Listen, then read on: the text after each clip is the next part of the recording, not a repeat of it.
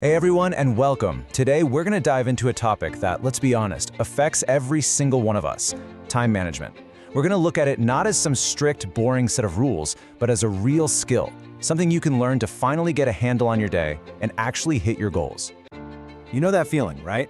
That frantic sense that the clock is just ticking way too fast. Your to-do list just keeps growing, your phone is buzzing nonstop, deadlines are breathing down your neck, and you're just constantly trying to catch up.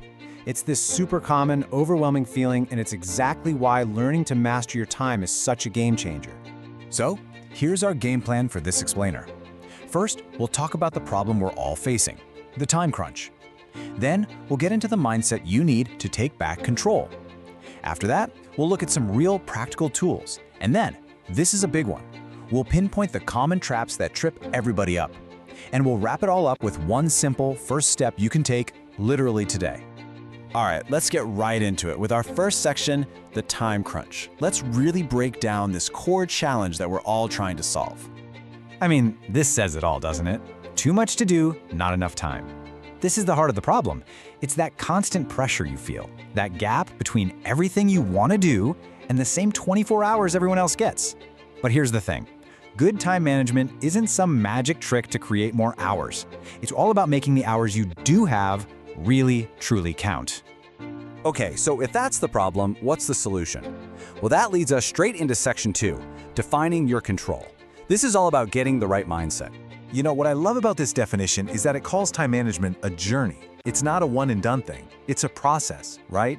It's about continuously learning, using different tools, and getting better at dodging those common mistakes, those pitfalls, so that you can really start to excel. In this quote, it just hits the nail on the head. This is the big mental shift. So many of us think time management is about cramming more and more stuff into our day, but that's not it at all. The real goal is to get clear on what's actually important, and then pour your energy into that. It's all about being effective, not just being busy.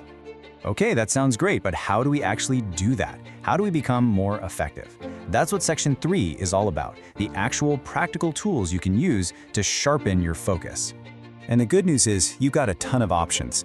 It doesn't really matter if you're a digital person who loves their calendar and apps, or if you're old school and prefer a paper planner. The whole point is to find a system that works for you. For example, something like a prioritization matrix is an amazing tool. It just helps you sort your tasks by what's urgent and what's truly important. And that alone can bring so much clarity to a messy to-do list. But here's the thing. Having all the right tools is only half the battle. It is just as important to know what not to do. And that brings us to section 4, the common time traps. These are the things that can completely wreck your best plans. You can almost think of these as the 3 guaranteed steps to losing control of your day. Seriously, if you just jump into your day with no plan, you're basically waiting to react to whatever happens. If you try to multitask, you're not actually doing more, you're just doing a bunch of things poorly. And if you skip your breaks, you're just setting yourself up for total burnout. These are the big pitfalls to watch out for. So it all boils down to this difference. Are you living on the left side, in reactive mode, just constantly putting out one fire after another? Or are you on the right side, in proactive mode, where you're the one in charge, executing a plan that you created? That shift from reactive to proactive, that's everything. Okay, we've covered a lot. The problem, the right way to think about it, the tools, and the traps. It can feel like a bit much. So let's just bring it all home and focus on the most important piece of this whole puzzle: your first step.